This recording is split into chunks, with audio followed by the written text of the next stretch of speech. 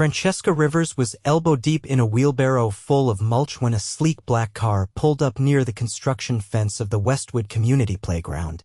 She didn't look up. She didn't care who it was, probably another board member or city inspector wanting an update. She had a deadline, and the grand reopening was set for 3 weeks from now. The jungle gym still needed its final coat of paint, the splash pad hadn't been tested, and the benches hadn't even been delivered. The only thing that kept her sane was the laughter she imagined would echo through the playground once it was done. "Excuse me," a deep voice called out, smooth and firm. She turned, wiping her gloved hands on her jeans. "If you're here about the fountain, it's already been rerouted. And no, we're not moving the swing set again." The man on the other side of the fence wasn't in construction boots or even a city badge. He was wearing a tailored charcoal suit and a watch that probably cost more than her entire renovation budget. His jawline looked like it had been carved from stubbornness and money. He smiled. "Noted. But I'm not here to argue about swing sets. I'm Xander Deyton." She stared at him blankly. He gestured toward the construction site. "I'm funding this." Francesca blinked. "You're the anonymous donor?" "I was hoping to stay that way," Xander replied, stepping closer to the gate. "But I wanted to see it in person. I didn't expect to be grilled by a woman with dirt on her cheek." She wiped her face quickly, flustered. "You're kidding. You're the one who donated over $200,000. He nodded, eyes scanning the playground. "I grew up around here. Thought it was time to give something back." "Well, you gave a lot," she muttered, half in shock. "I mean, this project would have been a disaster without your money." He tilted his head. "You're the project manager?" "Lead coordinator," she corrected. "I designed the plans, hired the contractors, and oversee everything." Francesca Rivers. Xander smiled. The kind that made her chest tighten for reasons she didn't want to explore. "Nice to meet you officially, Francesca." She folded her arms. "You could have emailed." "I could have," he said. "But I thought it might be more interesting this way." She raised an eyebrow. "You showed up in a suit. To a playground construction site." "I make bad footwear choices sometimes," he said without missing a beat. For the first time in weeks, she laughed. She didn't want to like him. Guys who wore suits like that usually didn't stick around long enough to care, but something about him felt different. Curious. Like he wasn't just throwing money at a cause. He actually gave a damn. "Well, since you're here," she said slowly, "I could use someone to carry mulch." His eyes widened. "I don't know if this suit can survive mulch." "Then you'll have to come back," she said, turning away with a smirk. She didn't look back, but she could feel his gaze lingering. Xander came back the next day. In jeans. Francesca tried to pretend it didn't matter. That she didn't notice the way he rolled up his sleeves and helped unload timber from the delivery truck like he'd been doing it for years. That she didn't hear the quiet way he asked the kids walking by what they wanted most in a playground. That he didn't completely disarm her by actually listening. "I thought CEOs sat in glass offices and barked orders," she said as they took a break under the only finished shade structure. "I do that too," Xander said, sipping from a bottle of water. "But I like this better." She glanced at him. "You don't have to prove anything to me." "I'm not," he said simply. "I just like being around you." She froze. He didn't say it in a slick, flirtatious kind of way. He said it like it was just true. Her heart did a weird thing in her chest. "You barely know me. Then I'd like to fix that." Over the next 10 days, Xander kept showing up. He helped paint the mural along the back fence, installed the new swings, and even stayed late one night to hang fairy lights around the new picnic area. He brought her coffee in the mornings, always the right kind, with oat milk and 2 sugars, and once, when it rained, he stood with her under a tarp for 30 minutes just to make her laugh. He didn't talk much about his company, Deyton Corp., or the fact that he clearly had more money than anyone she'd ever met. And Francesca didn't ask.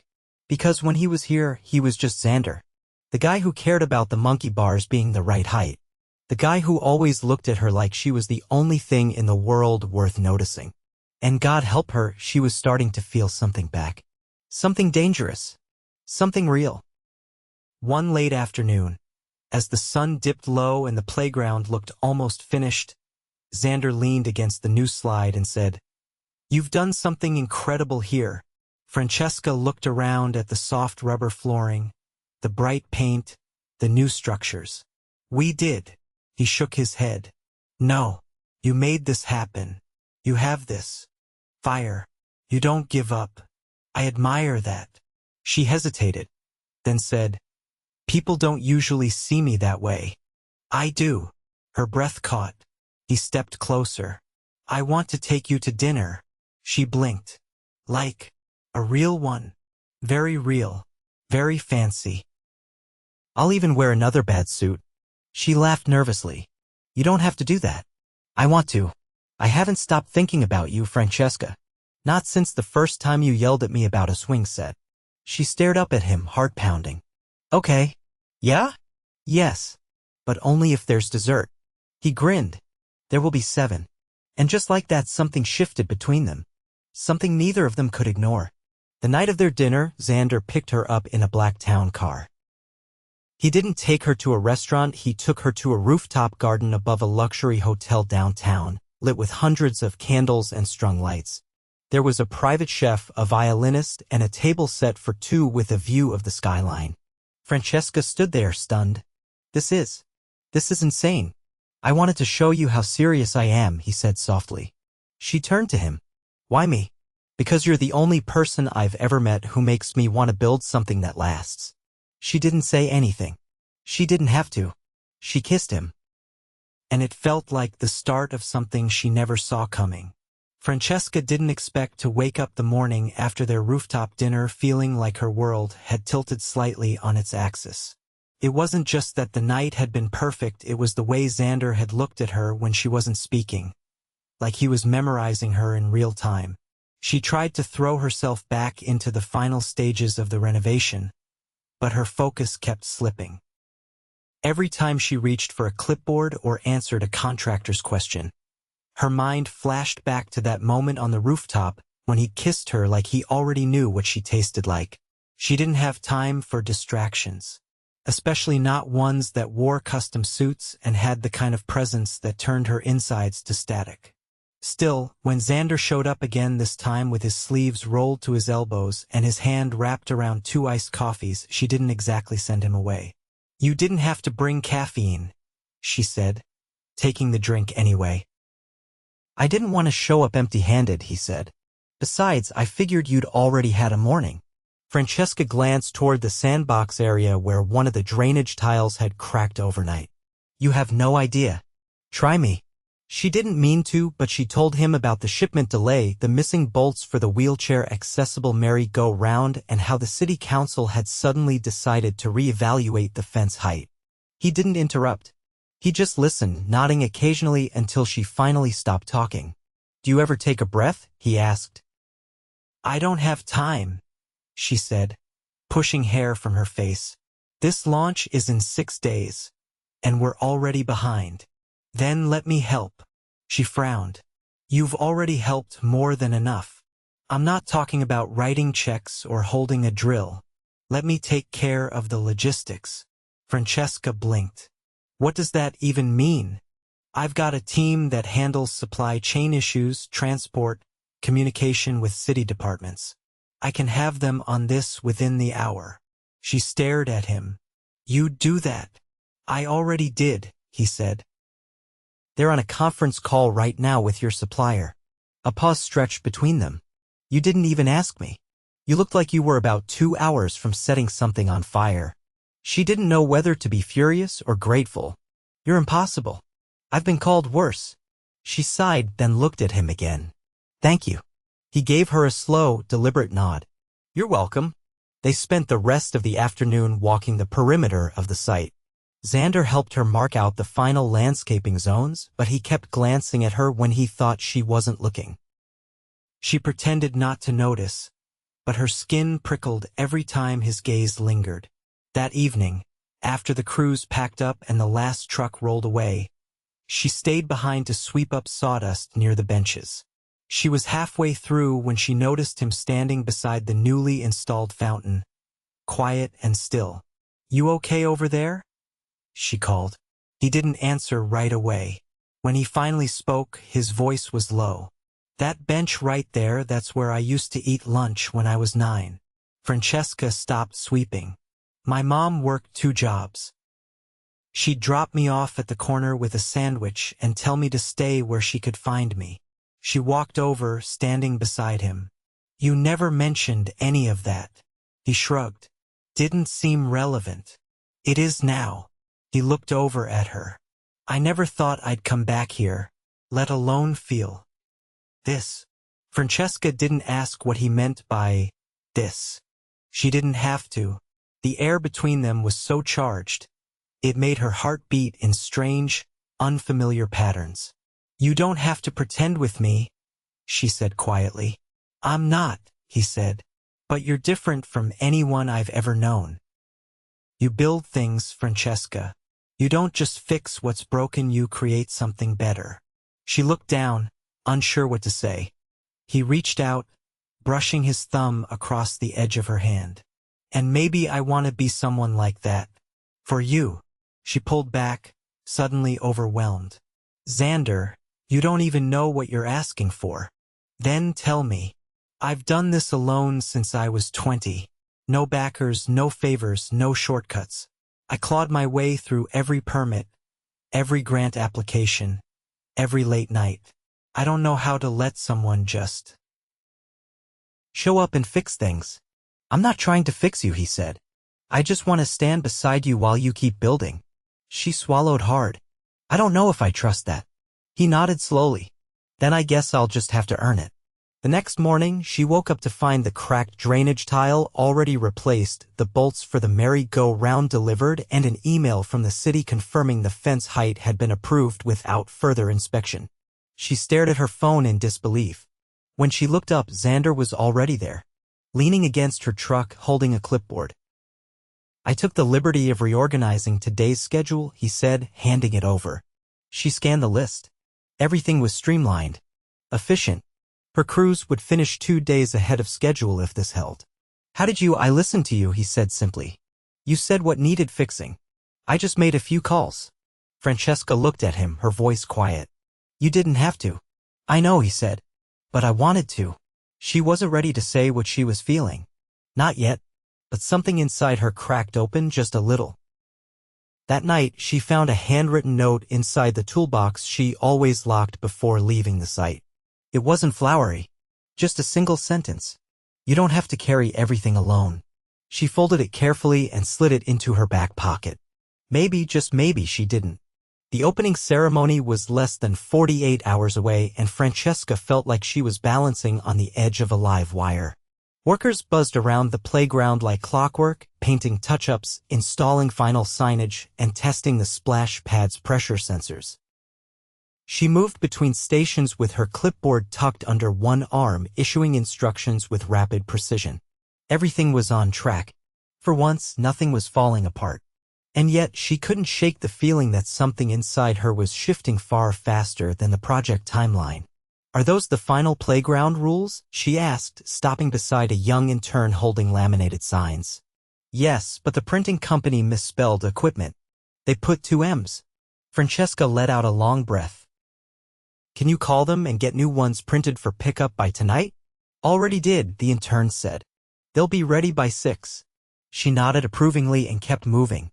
What she didn't expect was to find Xander crouched beside the butterfly garden, adjusting a small plaque being mounted near the flowers. She approached, puzzled. "What's that?" He stood and brushed soil from his hands. "A dedication. For your father." Her fingers tightened around her clipboard. "How did you even know his name?" "I saw the old permit forms," he said. He signed the original registration when the land was first zoned for a public park. Her voice dropped. "He died before I ever got the chance to show him what I was working toward." "I know," Xander said. "That's why I wanted him to be part of this." She stared at the engraved plaque, in memory of Thomas Rivers, who believed every child deserved a place to dream. A tightness built in her chest, unfamiliar and sharp. You didn't have to do that. I know, he said gently. But I wanted to. Her eyes remained on the plaque for a moment longer. He would have liked you. I would have liked him too, Xander said quietly. She didn't answer. She couldn't. Not with the way her throat was closing up. Instead, she turned and walked to the newly installed bench beside the flower beds and sat down, her hands trembling slightly. Xander followed but didn't sit. He stood in front of her, waiting. I've spent years keeping my head down, she said finally. Just pushing forward. Getting things done. I didn't let myself want anything outside of that. You wanted this playground. That's not the same. Isn't it? He asked. You built something beautiful. Something lasting. And you did it with your own hands. She glanced up at him.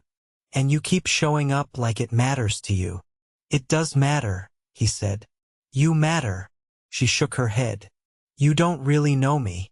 I know you don't take shortcuts. I know you'd rather stay late than leave a job unfinished. I know you're fiercely protective of the people around you. And I know that when you let yourself laugh, it sounds like something rare. Her eyes flickered. You've been paying attention. Of course I have, he said. You pulled me out of a life where every day was about profit margins and acquisition strategies. You reminded me what it feels like to care about something real. She stood then, the movement sudden. This can't just be some phase for you. I'm not a detour. Xander's expression didn't waver. Then let me prove I'm not. She studied him, her instincts warring with her heart. You're used to getting exactly what you want. Not always, he said. But I'm willing to fight for what matters. She stepped closer, voice low. And what if I don't know what this is yet? Then I'll wait, he said. I'm not going anywhere. They stood there as the sun dipped behind the trees, casting long shadows over the mulch and fresh paint. For a moment, the construction noise faded to nothing. Francesca finally spoke. If you're serious about this about me, then you'll be here when the ribbon's cut. I'll be front and center. She turned without another word and walked toward the equipment shed. Her footsteps were steady, but her pulse was chaos. Later that evening, the crew gathered for a final briefing before launch day. Francesca handed out schedules, assigned last-minute tasks, and thanked them all for sticking through the long hours and unpredictable weather. When the others filed out, she stayed behind to double-check the sound system controls. You sure you don't want someone else handling that? A voice asked from the doorway. She turned to find Xander leaning against the frame, his jacket slung over one shoulder. I'm sure, she replied. I like knowing it'll work. He stepped inside. You never stop. I don't know how to. That's what I'm afraid of. She tilted her head. What do you mean? He walked toward her. You pour yourself into everything. Every detail. Every child who'll climb that slide, every parent who'll sit on that bench. But when do you get to breathe? I'll breathe after tomorrow. No, he said. You'll start chasing the next project. And the one after that. She crossed her arms. Why does that bother you? Because I want to be part of your life. Not just this moment. Her guard went up fast. Don't make promises you can't keep. I'm not, he said. But I also won't stand here and pretend I'm satisfied being a footnote in your story. Her heart thudded painfully. I don't know how to let anyone in. Then teach me how to stay. They stared at each other, and the silence between them was louder than any argument. Francesca broke it first. I need time. I'll give you that, Xander said. But not forever. He left then, the door closing behind him with a soft click. She sat down slowly, her hands gripping the edge of the table. For the first time in years, she wasn't sure what came next. And that terrified her more than any cracked tile or missing permit ever could. The ribbon cut cleanly beneath Francesca's hands, the ceremonial scissors glinting in the morning sun as the crowd burst into applause. Children surged forward, laughter bubbling as they scattered across the bright new playground. The splash pad came alive with jets of water. The swings creaked with fresh energy, and parents leaned against fence posts with cups of coffee, watching their kids rediscover joy. Francesca stepped back, letting the moment wash over her. It was done. After years of late nights, grant rejections, and scraping together budgets with sheer force of will, the space was whole. Alive. She'd built something that mattered. She scanned the crowd. Xander wasn't there. Not by the fountain. Not near the benches. Not beside the mural where she'd expected him to stand. Someone approached her, a councilwoman, maybe, offering congratulations, but the words blurred. Francesca nodded, smiled, shook hands, and said all the right things. But that hollow ache just beneath her ribs only sharpened. He'd said he'd be front and center. Maybe he'd changed his mind. Or maybe she had waited too long. By early afternoon, the crowd had thinned. Volunteers handed out popsicles. The DJ packed up his speakers, and the last of the city officials posed for photos. A little boy waved at her from the top of the slide, his grin wide and unrestrained. She waved back, her smile catching just a little on the edges. "Looks like they love it," came a voice from behind her. She turned. Xander stood just outside the gate, his jacket off, shirt sleeves rolled, and a sheen of sweat along his collar as if he'd been walking fast. His eyes met hers, steady and unreadable. "You missed the ribbon cutting," she said. "I know," he replied. "I almost didn't come at all." Her throat tightened. "Why?" "Because I didn't want to be one more thing you had to manage." She looked away. "I've been in meetings all morning," he added. "Not about work. About me." Her gaze snapped back. "I talked to my board," he continued. "Told them I'm stepping down as CEO." The words dropped between them like thunder. "You, what?" "I built something big," he said. "But it stopped feeling personal a long time ago. And then I met you." She blinked, trying to process. "You're walking away from all of it?" "I'm not walking away," he said. "I'm handing it off. To people I trust. People who care about the same things I used to care about before I got so lost in the numbers." Francesca struggled to find words. "That's not something you just decide in a day." "I didn't," he said. "But falling for you made me realize I've been living on autopilot. You reminded me what purpose actually feels like." She shook her head slowly. "This isn't what I wanted." "I know," he said. "But it's what I needed. And maybe if there's still a chance you need it too." There was no crowd around them now. No cameras. Just the hum of kids playing in the background, and the distance between them finally narrowing. "You scared me," she admitted. He didn't move. "I scare myself sometimes. I've lived so long in survival mode. I don't know how to let someone stand beside me without feeling like I'm about to lose ground." He stepped closer. "Then let me help you build something new." Her eyes searched his. "What if I fall apart? I'll be there when you do. And I'll be there when you come back together." She let out a shaky breath. "I don't want to feel like a project." "You're not," he said. "You're the architect." A small laugh escaped her, unexpected and raw. "God, you're really bad at metaphors." He grinned. "I'm trying, okay?" She looked around at the playground, at the families, the sunlight catching on the mural, the names etched into the dedication stones. Then she looked back at him. "I don't know how to date someone who owns private jets," she said. "I don't know how to date someone who can build a splash pad with a single email to the city planning department," he countered. She laughed again, this time easier. "So what do? "We start small," he said. "Dinner. Not on a rooftop. Somewhere normal. You can wear jeans. I'll bring my worst pair of shoes." She tilted her head. "You have more than one?" He stepped forward, took her hand, and for the first time, she didn't pull away. "I want to be here," he said. "Not just for today. For all of it, the mess, the dreams, the next playground. Whatever comes." She looked down at their joined hands, then back up, her heart hammering. "No more disappearing acts," she said. "Never again. And no fixing things behind my back. I swear." She leaned in close enough to feel his breath. "You still owe me dessert." "I'll make it myself," he said. "But I'm terrible at baking." "Then we'll burn it together." He kissed her then. In the middle of the playground she'd rebuilt from the ground up, surrounded by the laughter of children and the scent of fresh sawdust and grass. It was messy and warm and perfect in all the ways she never saw coming. When they pulled apart, he rested his forehead against hers. "What now?" he murmured. She smiled. "We built something that lasts."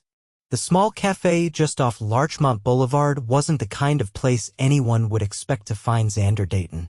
The tables were mismatched, the coffee was served in chipped mugs, and the menu was handwritten in chalk on a board above the counter. But when Francesca walked in, hair pulled back, cheeks still flushed from the wind, he stood from his seat like she was the most important meeting of his day. Which she was. You weren't lying, she said, eyeing the black sneakers on his feet. Those are criminal. One step away from duct tape, he replied. But I figured I should dress for the occasion. She sat across from him, glancing around at the cozy walls lined with books and old movie posters. I used to come here after site inspections. The owners let me sit in the corner and sketch for hours if I bought 1 cup of coffee. You still sketch? I haven't in a while, she admitted. Felt like I didn't have time to draw things that weren't blueprints. Then let's change that. Her brow arched. You're planning to restructure how I spend my downtime now? I'm just suggesting, he said, that maybe not everything you create has to serve a purpose. She leaned back, studying him. You're different now. In a good way? In a real way.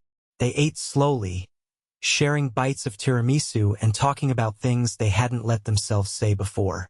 Xander told her about his mother, how she used to keep a jar of coins labeled, "One day," how he'd emptied it the night he got his first scholarship offer and promised himself he'd never need a backup plan again.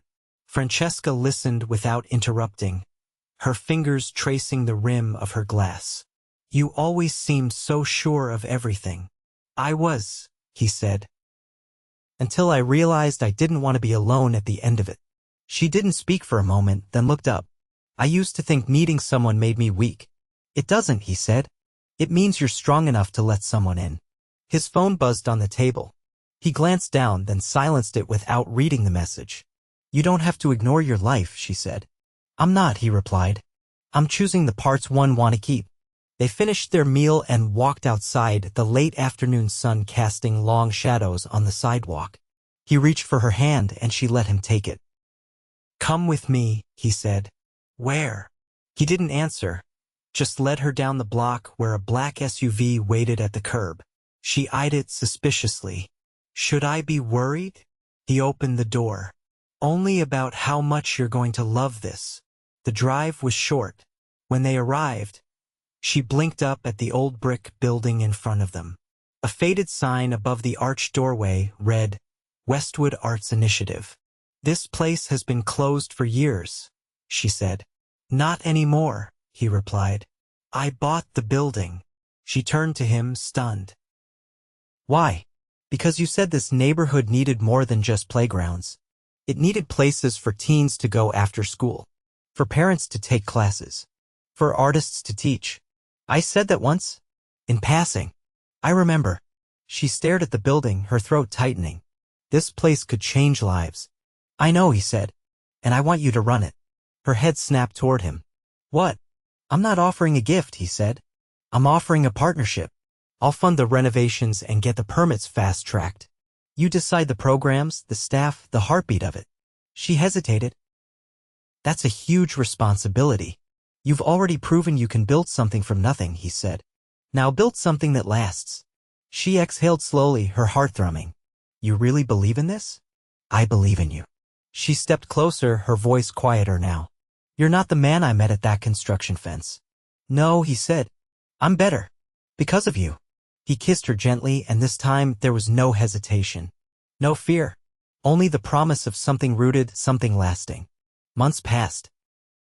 The Westwood Arts Initiative reopened in the spring with a waiting list for every program and a mural that stretched across the entire side of the building painted by local teens Francesca had mentored herself. The playground down the street remained full every afternoon, and Francesca's name had quietly become synonymous with community transformation. Xander settled into his new rhythm easily. He invested in projects that mattered to him: schools, shelters, clean water programs, and stayed far away from boardrooms and stock tickers. He learned how to make pasta from scratch, failed gloriously at baking bread, and once spent an entire weekend building a bookshelf with Francesca that leaned slightly to the left but held every novel she loved. One Friday evening, they walked hand in hand through the now blooming butterfly garden behind the Arts Center. The bench near the plaque for her father sat between two trees strung with hanging lanterns. She paused there, her fingers brushing the edge of the polished wood. I wish he could see this, she said. I think he can, Xander replied. She looked at him, eyes soft. You could have chosen anyone. Someone with less baggage, less concrete dust in her hair. I didn't want perfect, he said. I wanted real. She kissed him then, slow and certain. They married in the garden that fall. Not in a tuxedo or a cathedral, but beneath the archway of the old arts center, surrounded by the kids they'd mentored, the families they'd supported, and the community they'd helped rebuild. Francesca wore a dress she'd sewn pieces of her old blueprints into, hidden along the hem. Xander wore the same sneakers from their first cafe date, cleaned just enough to pass for charming. When she walked toward him, holding a bouquet of wildflowers from the park, he didn't see the woman who'd once yelled at him about a swing set. He saw the woman who'd rebuilt his life. And when she reached him, he whispered so only she could hear, "Let's build forever." They did.